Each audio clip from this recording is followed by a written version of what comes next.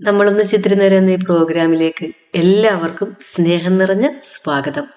ഇന്ന് നമ്മൾ പരിചയപ്പെടാൻ പോകുന്നത് സിനിമ, സീരിയൽ, നാടക രംഗങ്ങളിലൂടെ നമുക്ക് ഏവർക്കും സുപരിചിതനായ സുരേഷ് ബാബു പെരിഞ്ഞനം. അപ്പോൾ നമുക്ക് സുരേഷ് ഏട്ടനെ നമ്മളൊന്ന് ചിത്രം എന്ന ഈ പ്രോഗ്രാമിലേക്ക് സ്നേഹത്തോടെ ആദരവോടെ സ്വാഗതം ചെയ്യാം. അപ്പൊ ഇനി സുരേഷ് ഏട്ടന്റെ വിശേഷങ്ങളിലേക്ക് പോവാം അല്ലേ? ചേട്ടൻ ഇപ്പൊ എത്ര കാലങ്ങളായി? ഇപ്പൊ എന്തായാലും കുറെ കാലങ്ങളായിട്ടുണ്ടാവില്ലേ ഈ കലാരംഗത്തേക്ക് വന്നിട്ട്? അപ്പൊ എന്ന് തുടങ്ങിയിട്ടാണ് ഓർമ്മയിൽ എടുക്കാൻ പറ്റണത്? ഒരു 74-75 തുടക്കം നാടകത്തിലൂടെ തുടങ്ങിയത്. അവിടുന്ന് പിന്നെ കുറെ അമേച്വർ നാടകങ്ങള്, പ്രൊഫഷണൽ നാടകങ്ങള്. ഏതാ പ്രൊഫഷണൽ നാടകം? കരിമ്പ്രം വിജയന്റെ ട്രൂപ്പിലായിരുന്നു ഞാൻ. പിന്നെ മറ്റുള്ള ട്രൂപ്പുകളിലൊക്കെ ചെയ്തിട്ടുണ്ട്. അങ്ങനെയാണ്. പിന്നീട് അപ്പൊ എങ്ങനെയാണ് ഈ സിനിമ, സീരിയൽ? സിനിമ പിന്നെ ഞാൻ എന്റെ കസിൻ ലിഷോയ് ഉണ്ട്, മേഡം മകനാണ്. അപ്പൊ ആള് ഈ ഫീൽഡിലുള്ള നിലയ്ക്ക് ഞാനിങ്ങനെ ലീവിനൊക്കെ വരുമ്പോൾ ചെറിയ ചെറിയ അവസരങ്ങളാവാൻ മുഖേന എനിക്ക് കിട്ടിയിരുന്നു വരുമ്പോൾ. അപ്പൊ അങ്ങനെ അതിനെ കണ്ടിന്യൂ ചെയ്ത് പോന്നു. പിന്നെ ഞാനൊരു ഇപ്പൊ റിട്ടയർ ചെയ്ത് വന്നിട്ട് 8 വർഷമായി.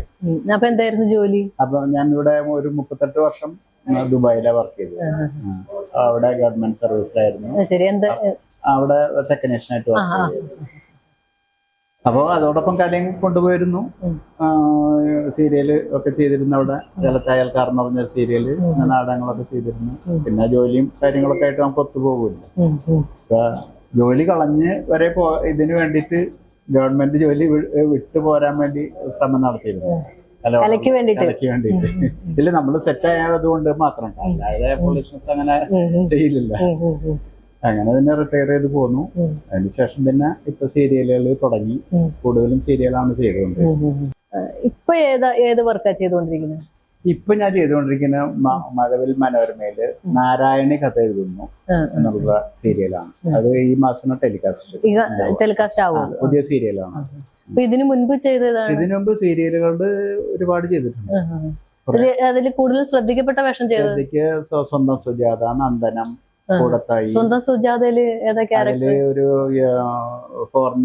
ഫോറിനറായിട്ടുള്ള ഒരു. പിന്നെ സീരിയല് ഒരുപാടുണ്ട്. വർഷങ്ങളായിട്ട് തന്നെ ഞാൻ ചെയ്തിട്ടുള്ളൂ. അങ്ങനെ സിനിമയില് അവസരങ്ങള് ഉണ്ടായിട്ടുണ്ട്, ചെയ്തിട്ടുണ്ട്. ഒരു 4 സിനിമ ചെയ്ത് റിലീസായത്. ഏതാണ് സെക്ഷൻ IPC 306, രഞ്ജി പണിക്കരുള്ളത്. പിന്നെ ഒരു ജാതി മനുഷ്യൻ. അതിലൊക്കെ നല്ല റോളായിരുന്നു. ഒന്നില് ഒരു പ്രൊഫസറുടെ റോളായിരുന്നു. പിന്നെ നെക്സ്റ്റ് ഒരു നമ്പൂരിയുടെ റോളായിരുന്നു. അത് ചെയ്തത് ചെറിയ സിനിമകള് റിലീസായിട്ടുണ്ട്. വലുത് എന്താ പറയാ, കടുവയിലൊക്കെ പൃഥ്വിരാജിന്റെ കൂടെ കോമ്പിനേഷൻ സീന് ജനറൽ സാറൊക്കെ പോയിട്ട് ഒരുമിച്ച് ചെയ്തതാണ്. പക്ഷെ പടം വന്നപ്പോ ഞാനില്ല. അത് സിനിമയുടെ ഒരു ഭാഗം തന്നെയാണ്. നമ്മളൊക്കെ നേരത്തെ തന്നെയല്ല, നമ്മളൊന്നും വലിയ അതെ. അപ്പൊ ഒരു എസ്റ്റാബ്ലിഷ് ആയിട്ടില്ല. അപ്പൊ അങ്ങനത്തെ ഒരു ഇതല്ല. അപ്പൊ പിന്നെ അതുമല്ല, ഇപ്പൊ ഈ വലിയ സിനിമകൾ എന്ന് പറഞ്ഞാൽ അവർ കൂടുതലും എടുക്കുക. 4 മണിക്കൂറൊക്കെ എടുക്കുക. എന്നിട്ട് എഡിറ്റ് ചെയ്ത് 2-2.25 വെക്കുമ്പോ ഞാനൊക്കെ അങ്ങനെയാണ് എഡിറ്റിങ്ങിലൂടെ പോയത്. അപ്പൊ അങ്ങനെ പോയിട്ടുള്ള പല സിനിമകളും ഉണ്ട്.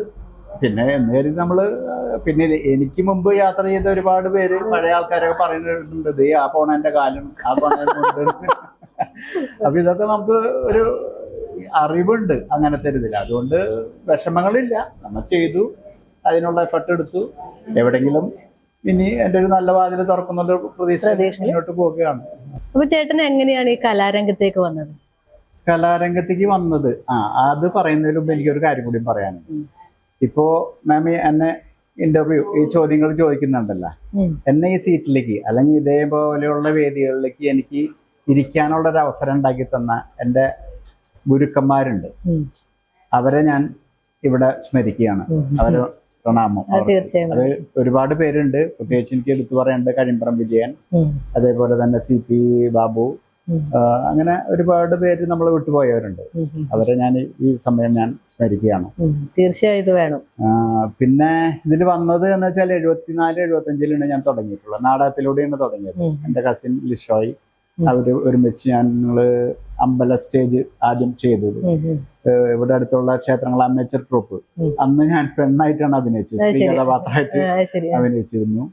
2.5 മണിക്കൂറിന്റെ നാടകമാണ് അന്നൊക്കെ. അന്നൊക്കെ ഈ 9ാം ക്ലാസ്സിൽ പഠിക്കുന്ന കുട്ടികൾ എടുത്ത തലയിൽ വെക്കാൻ പറ്റാത്ത ഭാരമാണ് അത്. അങ്ങനത്തെ നാടകം ചെയ്തു. പിന്നെ റോമിയോ ജൂലിയറ്റ്, ഒഥല്ലോ, ഇതൊക്കെ ചെയ്ത് അതിന് ഡിസ്ട്രിക്റ്റിനൊക്കെ പോയി ഫസ്റ്റ് പ്രൈസ് കിട്ടിയിട്ടുണ്ട്. അങ്ങനെയാണ് തുടക്കം ഉണ്ടായിട്ടുള്ളത്. അവിടെ നിന്ന് പിന്നെ കുറെ അമേച്ചർ നാടകങ്ങൾ, അഷ്റഫ് പെരിഞ്ഞനം, CP സതീഷ് ബാബു, അമ്പിളി തിയേറ്റേഴ്സ് ഉണ്ടായിരുന്നു. അതും അവരും എന്നെ കൈപിടിച്ച് കയറ്റിയിട്ടുണ്ട്. കാരണം അവരുടെ പ്രായം എന്റെയും തമ്മിൽ അജയജാതര വ്യത്യാസമുണ്ട്. അപ്പൊ ഞാൻ ജൂനിയർ. അതെനിക്ക് നല്ല കഥാപാത്രങ്ങൾ, സൂര്യാഘാതം, CL ജോസിന്റെ, അതിലൊക്കെ അന്ന് എനിക്ക് 16 വയസ്സുള്ളെങ്കിലും 67 വയസ്സ് 80 വയസ്സ് അങ്ങനത്തെ ഒരു റേഞ്ചിലുള്ള ഒരു ക്യാരക്ടർ ഞാൻ ചെയ്തിട്ടുണ്ട്. അപ്പോ അങ്ങനെ കുറെ ഇവിടെയുള്ള നാടകങ്ങളൊക്കെ ചെയ്ത് പിന്നെയാണ് ഞാൻ ഗൾഫിലേക്ക് ഇപ്പോൾ പോയത്. പിന്നെ വിജയന്റെ നാടകത്തിലും ചെയ്തിട്ടുണ്ട്.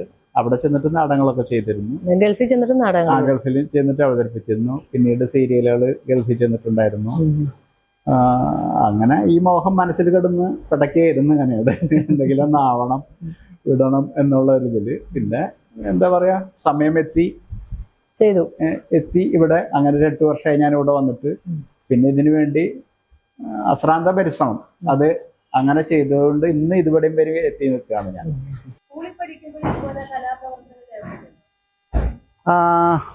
സ്കൂളിൽ പഠിക്കുമ്പോ ഉണ്ട്. 7ാം ക്ലാസ് മുതലാണ് തുടങ്ങിയിട്ടുള്ളത്. അവിടെ നിന്ന് പിന്നെ 10ൽ എത്തി. ചെറിയ ചെറിയ നാടകങ്ങൾ, അതാണ് ഞാൻ നേരത്തെ പറഞ്ഞിരുന്നല്ല, 2 മണിക്കൂറിന്റെ ഒരു നാടകം പുല്ലാനി അമ്പലത്തിൽ കളിച്ചത് എൻ്റെ കസിൻ ലിഷോയൊക്കെ ആയിട്ട്. അങ്ങനെയാണത്. സ്കൂളിൽ നിന്ന് ടീച്ചേഴ്സൊക്കെ നല്ല സപ്പോർട്ടായിരുന്നു. അന്ന് ലോലിത ടീച്ചർ ഉണ്ടായിരുന്നു, നല്ല. അതേമാതിരി ഭാഗ്യരത്നം എന്ന് പറഞ്ഞ ടീച്ചറൊക്കെ നല്ല സപ്പോർട്ടിങ് ആയിരുന്നു. അങ്ങനെ അത് RMHS പെരിഞ്ഞനം. അവിടെയാണ് റോമിയോ ജൂലിയറ്റ് നാടകം കളിച്ച് ഡിസ്ട്രിക്റ്റിന് പോയിട്ട് ഫസ്റ്റ് പ്രൈസ് ഒക്കെ കിട്ടിയത്. ഇപ്പൊ കലാരംഗത്ത് വന്നു, ഇഷ്ടപ്പെട്ട കുറച്ചെങ്കിലും വേഷങ്ങൾ ചെയ്തിട്ടുണ്ടാവും. നാടകത്തിലായാലും സീരിയലായാലും ചെയ്തിട്ടുണ്ടാവും എന്ന് വിചാരിക്കുന്നു. ചെയ്തിട്ടുണ്ട്. പക്ഷെ ഇനി ഏറ്റവും കൂടുതലായിട്ട് വലിയ ആഗ്രഹിച്ച് ചെയ്യണമെന്ന് ആഗ്രഹിക്കുന്ന ഒരു വേഷം എന്താണ്? അങ്ങനെ ഒരു ആഗ്രഹം ഇല്ല എനിക്ക്. കാരണം എന്ത് കിട്ടുന്നോ അത് നല്ല തൃപ്തിയോടുകൂടി ചെയ്യണം എന്നുള്ളതാണ്. അതാണ്. അല്ലാതെ ഇന്ന ഇത് വേണം, ഇന്ന ക്യാരക്ടർ വേണമെന്നില്ല. ഏത് ക്യാരക്ടറും ഞാൻ ചെയ്യും. അതാണ്. അതിനുള്ള ഒരു കോൺഫിഡൻസ് ഉണ്ട്.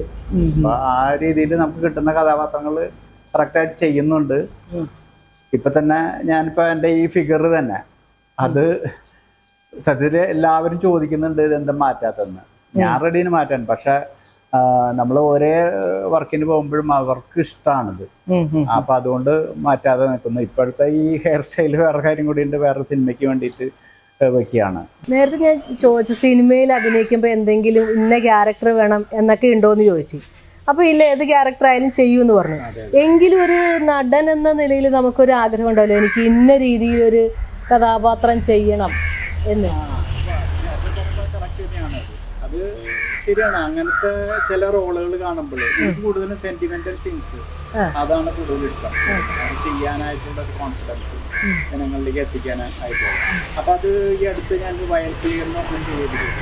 പക്ഷെ അത് ആരും കൂടുതൽ കാണുന്നില്ല. കേരള വിഷനിലാണ് ഉണ്ടായിരുന്നു. അതിലേക്ക് നല്ല കഥാപാത്രമായിരുന്നു. അത് വേറെ ഏഷ്യാനെറ്റോ മറ്റുള്ള ചാനലുകളാണെങ്കിൽ പോപ്പുലർ ആവും. കാണാനാണില്ല അത്. ഇപ്പൊ ഇവിടെ തന്നെ നമുക്ക് കിട്ടിയിരുന്നില്ല. അപ്പോ അങ്ങനത്തെ സീൻസ് ഇപ്പൊ ഇന്ദ്രൻസ് ഒക്കെ ചെയ്യാറുണ്ട്. അപ്പൊ അതൊക്കെ കാണുമ്പോൾ എനിക്ക് നമുക്കും ഇത് ഒന്ന് കിട്ടിയിരുന്നെങ്കിൽ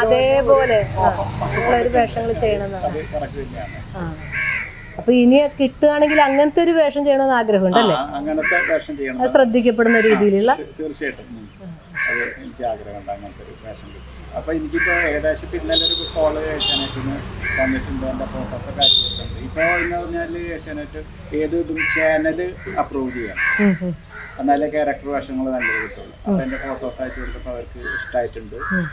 ഭാഗ്യം ഉണ്ടെങ്കിൽ അത് ഫുള്ള് അത് ചെയ്യാനുള്ള ഒരു യോഗം കൂടി ഉണ്ടാവും. സീരിയലാണോ അതോ പുതിയ സീരിയലാണ്? പൈലറ്റ് ഷൂട്ട് ഇപ്പൊ നടന്നുകൊണ്ടിരിക്കുന്നത്. അപ്പൊ അത് അതിൽ ക്യാരക്ടർ ഇതാണെന്ന് പറഞ്ഞു. ഒരു 7 വയസ്സുള്ള ഒരാളുടെ പറഞ്ഞു. എനിക്ക് 67 ഉണ്ട്. അത് കിട്ടട്ടെ, പ്രാർത്ഥിക്കുന്നു. എന്തായാലും കിട്ടട്ടെ, എന്തായാലും കിട്ടും. ചേട്ടൻ ഈ കലാരംഗത്ത് വന്നിട്ട് എന്തെങ്കിലും രീതിയിലുള്ള അംഗീകാരങ്ങൾ കിട്ടിയിട്ടുണ്ടോ? അംഗീകാരങ്ങള് ഇപ്പൊ വന്നതിന് ശേഷമാണ്. ഇപ്പൊ ഇവിടെ 8 കൊല്ലമായി ഇവിടെ ഞാൻ സെറ്റിലായിട്ട്. അപ്പൊ അതിനുശേഷം അംഗീകാരങ്ങൾ ഒരുപാട് കിട്ടിയിട്ടുണ്ട്. എങ്ങനെയാ? നമ്മുടെ സ്വന്തം നാട്ടിൽ നിന്നുള്ള അംഗീകാരം? സ്വന്തം നാട്ടിൽ നിന്നുള്ളതാണ്. പിന്നെ ട്രിവാൻഡ്രത്ത് ഞാൻ ഷൂട്ടിങ്ങിന് പോകാറുണ്ട്. അവിടെ അപ്പോൾ ചില പരിചയങ്ങളൊക്കെ ഉള്ളത് കൊണ്ട് അവര് എന്നെ വിളിച്ച് അങ്ങനെ ഒരു മൊമെന്റോ അങ്ങനെ ഒക്കെ കിട്ടിയിട്ടൊക്കെ ഉണ്ട്. അല്ല, പലർക്കും ഉള്ളൊരു വിഷമമാണ് സ്വന്തം നാടിന്റെ ഒരു അംഗീകാരം കിട്ടിയിട്ടില്ല എന്നൊക്കെ പറഞ്ഞിട്ടുള്ളത്. ഇല്ല, എനിക്ക് കിട്ടിയിട്ടുണ്ട് ഒരു ആദരവ്. അത് ആരും ആഗ്രഹിക്കുന്നതാണല്ലോ സ്വന്തം നാടിന്റെ. അതാണ് സാധാരണ എല്ലാവരും പറയും ഇങ്ങനെ ഓസ്കാർ അവാർഡിനായാലും വലുതാണ് നമുക്ക്. അത് 100% എനിക്ക് ഇത് തന്നെയാണ്. നമുക്ക് കിട്ടുന്ന ഒരു നാടിന്റെ അംഗീകാരം എന്ന് പറഞ്ഞാൽ ഒരുപാട് കിട്ടിയിട്ടൊക്കെ ഉണ്ട്. വേണമെന്ന് ഒരുപാട് ആഗ്രഹിച്ചിട്ട് നടക്കാതെ പോയ എന്തെങ്കിലും ആഗ്രഹം? നടക്കാതെ പോയത് 2 കാര്യമുണ്ട്. എന്താണ് പറഞ്ഞു കഴിഞ്ഞാൽ ഡാൻസ് എനിക്ക് ഭയങ്കര ഇഷ്ടമാണ്. അത് ശരി. അപ്പൊ അത് ഞാൻ അബുദാബിയില് മലയാളി സമാജത്തില് ഒരു ഗീത ടീച്ചർ ഉണ്ടായിരുന്നു. അവരുടെ ശിക്ഷണത്തിൽ കുറച്ചാള് പഠിച്ചിരുന്നു. പിന്നെ കംപ്ലീറ്റ് ചെയ്യാൻ പറ്റിയില്ല. പിന്നെ ജോലി വേറെ സ്ഥലത്തേക്ക് ട്രാൻസ്ഫർ ഒക്കെ ആയപ്പോൾ അതിന് പറ്റിയില്ല. അപ്പൊ അത് പിന്നെ കണ്ടിന്യൂ ചെയ്യാൻ പറ്റാതെ വന്നപ്പോൾ പിന്നെ ഞാൻ വേറെ സ്ഥലത്തേക്ക് ട്രാൻസ്ഫർ ആയപ്പോൾ അവിടെയും ശ്രമിച്ചു നോക്കിയപ്പോൾ ഒരു ടീച്ചറെ കിട്ടി. കുറച്ച് നാള് പോയി, പക്ഷെ കംപ്ലീറ്റ് ചെയ്തിട്ടില്ല. അതിപ്പോഴും മനസ്സിൽ ഭയങ്കര ഒരു ഡാൻസ് അടങ്ങാത്ത ഇതുമാതിരി കിടക്കുകയാണ്. തബല എനിക്ക് വലിയ ഇഷ്ടമാണ്. അത് ഈ കൊറോണ ടൈമിലൊക്കെ ഞാൻ കുറെ ശ്രമിച്ചു. അന്നൊന്നും പിന്നെ നമുക്കറിയാലോ, പുറത്തു പോകാനും പറ്റുന്നില്ല. ഇവിടെ ഒരുപാട് സ്ഥലത്ത് അന്വേഷിച്ചു. അത് കിട്ടാതെ വന്നപ്പോഴും ഇപ്പോഴും നോക്കിയപ്പോഴും കിട്ടിക്കഴിഞ്ഞപ്പോ എനിക്കെന്ന് വെച്ചാൽ ഇപ്പൊ കുറച്ച് അവസരങ്ങൾ കൂടി വന്നിരിക്കുകയാണ് സിനിമ ശരിയാണ്. അപ്പൊ അതുകൊണ്ട് അത് നടക്കുന്നില്ല. പക്ഷെ എന്തായാലും ഞാൻ കംപ്ലീറ്റ് ചെയ്യും. വിശ്വാസം എല്ലാത്തിനും പുറകിലുണ്ട്, ഒരു ആത്മവിശ്വാസം. നടക്കും നടക്കട്ടെ. ഏതൊക്കെ സിനിമയിലാണ് പറഞ്ഞു വെച്ചിട്ടുണ്ടെന്ന് പറയുന്നത്? ഇല്ല, അതിന്റെ പേര് പബ്ലിഷ് ചെയ്തിട്ടില്ല. ഇപ്പൊ മിനിയാന്നൊരു സിനിമ ഉണ്ടായിരുന്നു. അപ്പൊ അവര് അതിന്റെ കാര്യങ്ങൾക്ക് വേണ്ടിയിട്ട് പോയിരുന്നു. പേര് അവര് പബ്ലിഷ് ചെയ്തിട്ടില്ല. അപ്പൊ അത് പല കാരണങ്ങൾ കൊണ്ട് മാറും. അതാണ്. പിന്നെ സമറയാൻ അങ്ങനത്തെ ഒരു സിനിമ. പിന്നെ 2-3 ഉണ്ട്. പാണ്ഡ്യൻ, പി ചന്ദ്രകുമാർ, പഴയ ഡയറക്ടർ ഉണ്ടല്ലോ, അദ്ദേഹമൊക്കെ ഡയറക്ട് ചെയ്യുന്നത്. അതൊക്കെ എന്താ പറയാ, വലിയൊരു അനുഭവം തന്നെയാണത്.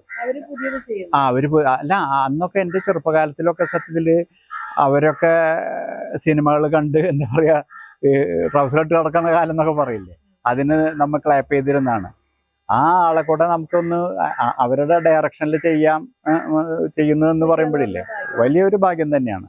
അതുപോലെ തന്നെ ഞാൻ നേരത്തെ പറഞ്ഞില്ലേ, കടുവയിലെ ജനാർദ്ദൻ സാറിന്റെ കൂടെ കോമ്പിനേഷൻ സീൻ ചെയ്തു എന്നൊക്കെ പറഞ്ഞില്ലേ, അതൊക്കെ എന്താ റിലീസായില്ല. പക്ഷെ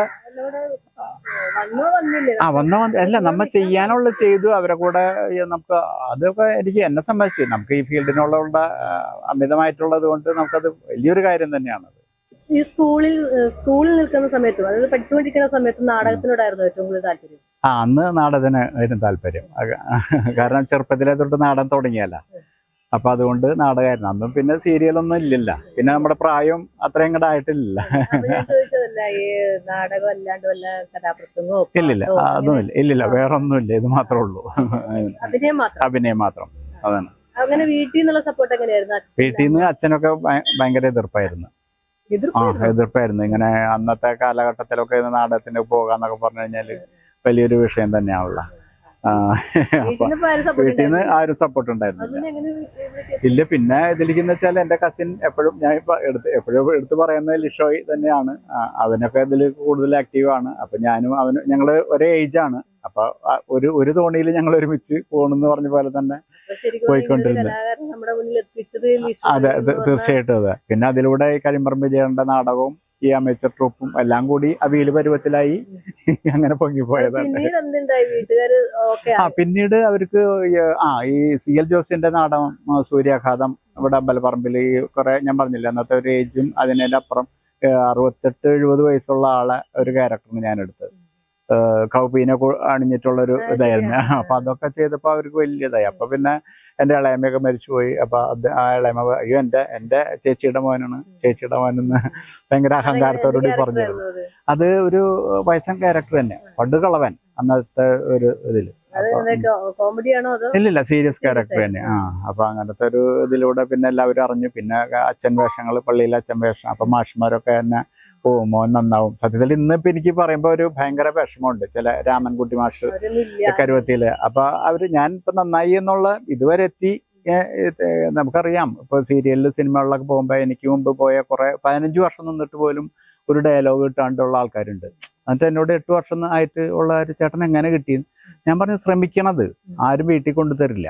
അങ്ങനെ ഞാൻ അവരോട് ഞാൻ എൻ്റെ ഈ എക്സ്പീരിയൻസ് പറഞ്ഞിട്ട് അവർ ഞാൻ എവിടെ ഉണ്ടെങ്കിലും എല്ലാവരും സഹായിക്കും. ഉണ്ടെന്ന് പറഞ്ഞിട്ട് കുറേ ലേഡീസും ലൊക്കേഷൻ പറഞ്ഞു കൊടുക്കും. പലരും പൈസ അങ്ങോട്ട് കൊടുത്തിട്ട് ചെയ്യുന്നു. അന്നേരം എത്രയോ ഫാമിലികളെന്നറിയാം ഹസ്ബൻഡ് അറിയാണ്ടൊക്കെ ചെയ്തിട്ട് ആകെ അവതാളത്തിലായി.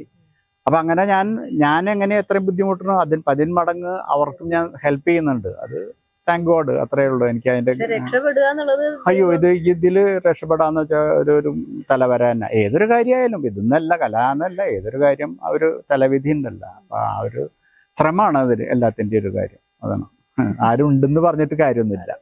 അല്ല, അവർക്കൊക്കെ ഒരു പരിമിതികളുണ്ട്, വാങ്ങിച്ചു തരാനോ റെക്കമെൻഡ് ചെയ്യാനോ ഒക്കെ ആയിട്ട്. ഇന്ന് എൻ്റെ ഒരു ശ്രമത്തിന്റെ ഭാഗമാണ്. ഇപ്പൊ എനിക്ക് 5 സിനിമ കിട്ടിയിട്ടുണ്ട്.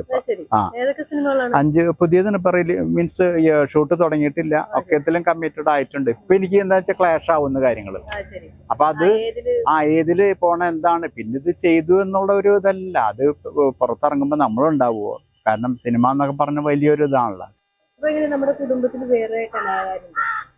കുടുംബത്തില് ഞാൻ എൻ്റെ ഫാമിലി എന്ന് പറയുന്ന മകള് കല്യാണം കഴിഞ്ഞ് ദുബായിലാണ്. അവളിലും ഒരു കലാകാരി ഒളിഞ്ഞെടുക്കുന്നുണ്ട്. അത് കോളേജിലൊക്കെ പഠിക്കുമ്പോഴാണ് ഞങ്ങൾ അറിഞ്ഞത്. പല പ്രോഗ്രാമിനൊക്കെ അവൾ വന്നിട്ട് ഏകാഭിനയമൊക്കെ ചെയ്തിട്ട് അപ്പോഴാണ് നമുക്ക് ഇത് അച്ഛൻ്റെ ഒരു കഴിവ് കിട്ടിയിട്ടുണ്ടോ എന്നുള്ളൊരു സംശയം. പിന്നെ മകനിപ്പോൾ ഖത്തറിലാണ്. അവനും ഇതൊന്നുമില്ലാതെ ഇരിക്കുകയാണ് എന്നാണ് ഞങ്ങൾ കരുതിയിരുന്നത്. പക്ഷേ എൻ്റെ ഒരു കസിൻ ജ്യോതി ടീച്ചറുടെ ഒരു ഷോർട്ട് മൂവിയിൽ അവൻ ചെയ്തു. സോറി, എനിക്ക് എൻ്റെ പേര് കറക്റ്റ് ഓർമ്മയില്ല. പക്ഷെ അതിൽ അവൻ ചെയ്ത ഒരു പെർഫോമൻസ് കണ്ടപ്പോൾ ഞാൻ മനസ്സിലായി ഇങ്ങനൊരു സാധനം ഇവൻ്റെ മനസ്സിൽ കിടക്കുന്നുണ്ടോ എന്നുള്ളത്. അപ്പോൾ ആ 2 ആൾക്ക് കിട്ടിയിട്ടുണ്ട്. പിന്നെ വൈഫ് ഹൗസ് വൈഫ്, വീട്ടിൽ ഇരിക്കുക, ചെടികളും കാര്യങ്ങളൊക്കെ നോക്കുക, അങ്ങനത്തെ ഒരു ഇതാണ്. അതെ, ഈ ചെടികൾ കംപ്ലീറ്റ് മൂപ്പരെയാണ്. പിന്നെ എൻ്റെ മകൻ കല്യാണം കഴിക്കാൻ പോവുകയാണ്. അവളും ഒരു കലാകാരിയാണ്.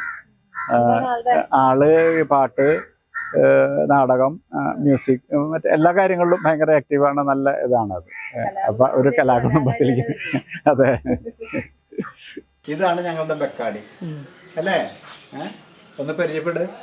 ഇത് രാഗിണി മാം. ഹായ് പറയൂ കൂട്ടാ. ബക്കാടി എന്ത് സൈലന്റ് എന്ത് എന്ത് എന്ത് വേണം? ബക്കാടിക്ക് എന്ത് വേണം? വാ വാ.